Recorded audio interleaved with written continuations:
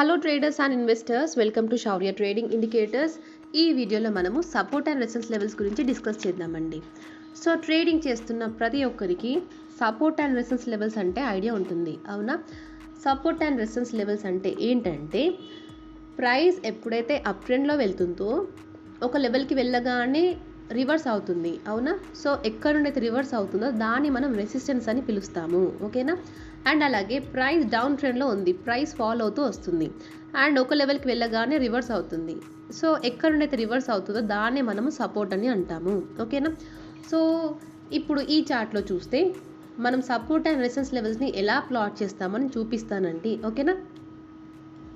And అలాగే మన శౌర్య trend reversal indicator ప్రకారంగా సపోర్ట్ అండ్ రెసిస్టెన్స్ లెవెల్స్ ఎలా ఉంటాయో కూడా చూపిస్తాను, ఓకేనా?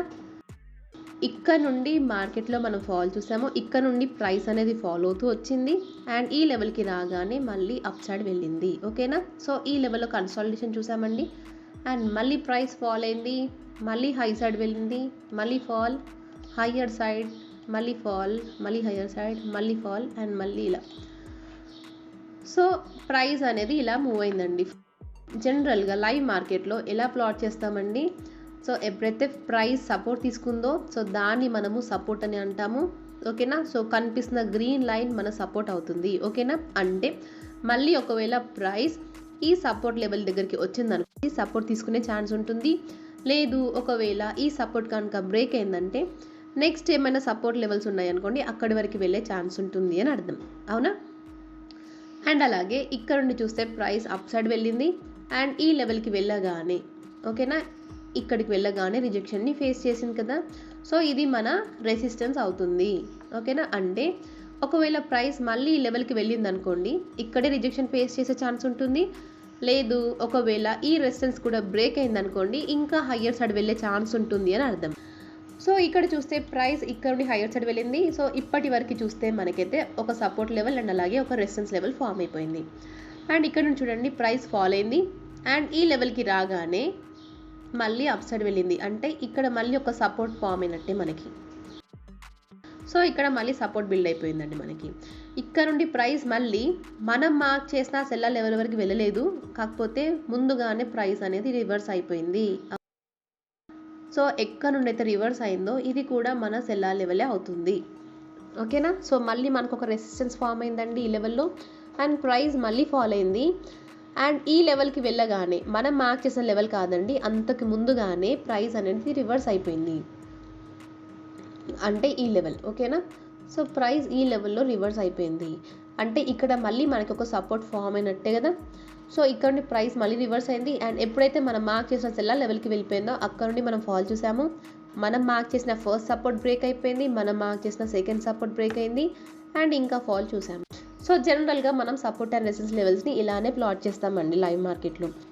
మనం ప్లాట్ చేసిన సపోర్ట్ అండ్ రెసిస్టెన్స్ లెవెల్స్కి శౌర్య ట్రెండ్ రివర్సల్ ఇండికేటర్ ప్రకారంగా ఫామ్ అయిన సపోర్ట్ అండ్ రెసిస్టెన్స్ లెవెల్స్కి డిఫరెన్స్ చూడండి. సో ఇక్కడ నుండి చూస్తే ప్రైస్ అప్ సైడ్ వెళ్ళింది అండ్ ఇక్కడనే మనకి రిజెక్షన్ ఎందుకు వచ్చిందండి? సో మన ఇండికేటర్స్ ప్రకారంగా చూస్తే ప్రీవియస్గానైతే మనకి సెల్లార్ లెవెల్స్ ఉన్నాయి. ఎప్పుడు ఫామ్ అయిందండి? 19th నవంబర్ రోజు ఫామ్ అయిన సెల్లార్ లెవెల్ ఇది. సో ఎప్పుడైతే ఈ సెల్లార్ లెవెల్కి వెళ్ళిపోయిందో అక్కడ నుండి మనం రిజెక్షన్ని చూసాము. ఎప్పుడైతే ఇక్కడ నుండి ఫాల్ వచ్చిందో మళ్ళీ మనకి ఇక్కడ సెల్లార్ జోన్ ప్లాట్ అయిపోతుందండి ఆటోమేటిక్గా, ఓకేనా? సో ఇక్కడ నుండి మళ్ళీ హయ్యర్ సైడ్ వెళ్ళింది అండ్ మళ్ళీ సెల్లార్ జోన్ అండ్ మళ్ళీ ఫాల్ చూసాము, మళ్ళీ సెల్లార్ జోన్కి వెళ్ళింది అండ్ మళ్ళీ ఫాల్ చూసాము, ఓకేనా? సో ఇక్కడ హయ్యర్ సైడ్ వెళ్ళినప్పుడు ఇక్కడ కూడా మనకు సపోర్ట్ బిల్డ్ అయి ఉంటుందండి, కాకపోతే అది బ్రేక్ అయిపోయింది కాబట్టి మీకు ఇక్కడ కనిపించట్లేదు, ఓకేనా? సో మన ఇండికేటర్స్ ప్రకారంగా సపోర్ట్ అండ్ రెసిస్టెన్స్ లెవెల్స్ ఆటోమేటిక్గా ప్లాట్ అవుతాయండి అండ్ దాని ప్రకారంగానే మనం ట్రేడ్స్ తీసుకుంటాము, ఓకేనా? అండ్ అలాగే నేను నిఫ్టీ అండ్ బ్యాంక్ నిఫ్టీలో నిన్న లైవ్ మార్కెట్ వీడియో చేస్తున్నప్పుడు మీరు చూడొచ్చు బ్యాంక్ నిఫ్టీలో. సో చూడండి మనకైతే ఇక్కడ ఎంట్రీ వచ్చేసింది అండ్ మార్కెట్ ఇక్కడ నుండి ప్రైస్ అనేది హయ్యర్ సైడ్ వెళ్ళింది. ఎప్పుడైతే సెల్లార్ లెవెల్కి వెళ్ళిపోయిందో మనం రిజెక్షన్ని చూసాము అండ్ బ్యాంక్ నిఫ్టీతో పాటు నిఫ్టీలో కూడా ఫాల్ వచ్చేసింది అండ్ చూడండి మళ్ళీ హయ్యర్ సైడ్ వెళ్ళింది బ్యాంక్ నిఫ్టీ అండ్ మళ్ళీ సెల్లార్ లెవెల్కి వెళ్ళగానే మళ్ళీ రిజెక్షన్ చూసాము అండ్ నిఫ్టీలో కూడా సేమ్ అలాగే జరిగింది, ఓకేనా? సో ఎప్పుడైతే బ్యాంక్ నిఫ్టీ ఈ రెసిస్టెన్స్ లెవెల్ని బ్రేక్ చేస్తుందో నెక్స్ట్ మళ్ళీ ఈ సెల్లార్ లెవెల్కి వెళ్ళే ఛాన్స్ ఉంటుంది అండ్ ఈ రేంజ్లో రిజెక్షన్ ఫేస్ చేసే ఛాన్స్ ఉంటుంది అని అర్థం, అవునా? సో మీరు ఈ వీడియోలో చూస్తే నెక్స్ట్ సెల్లార్ లెవెల్ ఎక్కడ ఉందండి, 51,200 రేంజ్లో కనిపిస్తుంది మనకి. అండ్ అలాగే చూస్తే నిన్నటి మార్కెట్లో బ్యాంక్ నిఫ్టీ సో చూస్తున్నారు కదండి, అదే లెవెల్కి వెళ్ళగానే అంటే 2 o'clock క్యాండిల్ ఎప్పుడైతే సెల్లార్ లెవెల్కి వెళ్ళిందో 1 hour 30 minutes అదే రేంజ్లో మనకైతే కన్సాలిడేట్ అయిపోయింది. ఈ సెల్లార్ లెవెల్ని బ్రేక్ చేయలేకపోయింది. అండ్ ఈ సెల్లార్ లెవెల్ ఎప్పుడు ఫామ్ అయింది అండి మనకి 12th November రోజు ఫామ్ అయిన సెల్లార్ లెవెల్ అండి, ఓకేనా? సో ఇలా మనము ట్రెండ్ ఎక్కడ నుండి రివర్స్ అయ్యే ఛాన్స్ ఉంటుందో మనకి ముందుగానే తెలుసుకోవచ్చు, ఓకేనా? సో మన ఇండికేటర్స్ ప్రకారంగా ఆటోమేటిక్గా ప్లాట్ అయిపోతాయండి. అండ్ అలాగే చూస్తే ఇంకొక విషయం అండి, ఓకే, సో ఇలాంటి మార్కెట్ సిచ్యువేషన్లో ఒకవేళ నేను ఇక్కడ బై ఎంట్రీ ఇచ్చాను అనుకోండి, ఎంతమందికి తీసుకుంటారు? సో రిస్కీ ట్రేడర్స్ అయితే తీసుకుంటామని చెప్తారేమో, కానీ నా లాంటి సేఫ్ ట్రేడర్ అయితే ఖచ్చితంగా రిస్క్ చేయనండి, ఓకేనా? నేనైతే ఒకవేళ ఇక్కడ కాల్ ఎంట్రీ తీసుకోవాల్సి వస్తే మాత్రం ఖచ్చితంగా తీసుకోను, ఎందుకంటే ఇక్కడ సెల్లార్ రేంజ్ ఉంది కాబట్టి, ఓకేనా? నేను ఇప్పుడు ఈ సిల్వర్ కదండి, సిల్వర్లో ఒకవేళ కాల్ సైడ్ ఎంట్రీ తీసుకోవాలనుకుంటే 91,600 ఎబో మాత్రమే తీసుకుంటాను. అప్పటి వరకు నేనైతే రిస్క్ చేయలేను. ఎందుకు చెప్తున్నానంటే ఇక్కడ చూస్తే మన శౌర్య ట్రెండ్ ఇండికేటర్ ప్రకారంగా సో మార్నింగ్ చూడండి మనకి బై ఎంట్రీ వచ్చింది, బాగానే ఉంది. సెల్లార్ లెవెల్కి వెళ్ళగానే రిజెక్షన్ చూసాము, మరి ట్రైలింగ్ స్టాప్ లాస్ ప్రకారంగా ఎగ్జిట్ అయిపోతాము, ఓకే? అండ్ అలాగే చూస్తే ఇక్కడ సెల్ ఎంట్రీ వచ్చింది, ఇది కూడా బాగానే ఉందండి. ఇందులో కూడా మనకైతే నియర్లీ 500 పాయింట్స్ ఏమో వచ్చాయి. సో మన క్లోజ్ అయిన తర్వాత మన ట్రేడ్ ఉంటుందండి. సో ఇక్కడ చూస్తే ఓకే 500 పాయింట్స్ వచ్చాయి. మళ్ళీ ఇక్కడ నుండి అప్ సైడ్ వెళ్ళింది అండ్ ఇక్కడ బై ఎంట్రీ వచ్చింది. సో ఈ బై ఎంట్రీ వచ్చినప్పటికీ కూడా కన్సిడర్ చేయకూడదు, ఎందుకంటే మనకి ఇక్కడ సెల్లార్ రేంజ్ ఉంది. అంటే ఒకవేళ మనం ఇక్కడ బై ఇచ్చిందని తీసుకున్నా కూడా ఈ సెల్లార్ లెవెల్ నుండి ఎక్కడైనా రిజెక్షన్ ఫేస్ చేసే ఛాన్స్ ఉంటుంది. అండ్ మీరు చూడొచ్చు నిజంగానే రిజెక్షన్ని ఫేస్ చేసింది అండ్ చాలా వరకు సైడ్ వేస్గా ఉంది, ఓకేనా? మీరు రిస్క్ చేయాలనుకుంటే చేయొచ్చండి, కాకపోతే ఖచ్చితంగా మీ స్టాప్ లాస్ హిట్ అవుతుందని చెప్తాను నేనైతే.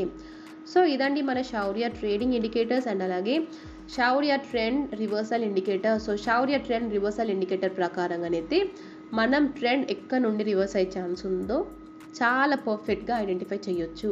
నిఫ్టీలో కూడా చూడండి, సో ఇక్కడ చూడొచ్చు మనం 255 క్యాండిల్ ఎప్పుడైతే సెల్లార్ లెవెల్కి వెళ్ళిందో సో 255 నుండి మనం ఫాల్ చూసాము. ఈ సెల్లార్ లెవెల్ ఎప్పుడు ఫామ్ అయిందండి మనకి 12th November రోజు ఫామ్ అయిన సెల్లార్ లెవెల్. సో ఇలా మనమైతే చాలా ఈజీగా ట్రెండ్ రివర్సల్ని ఐడెంటిఫై చేయొచ్చు.